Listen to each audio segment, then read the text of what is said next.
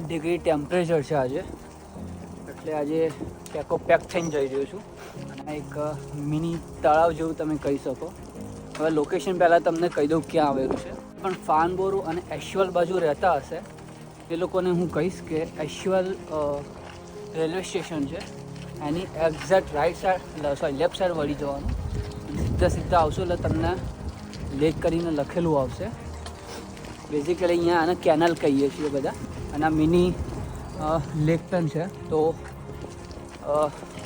વિન્ટરમાં અહીંયા બધા ફિશ પકડવા અને મોર્નિંગ વોક માટે આવતા હોય છે.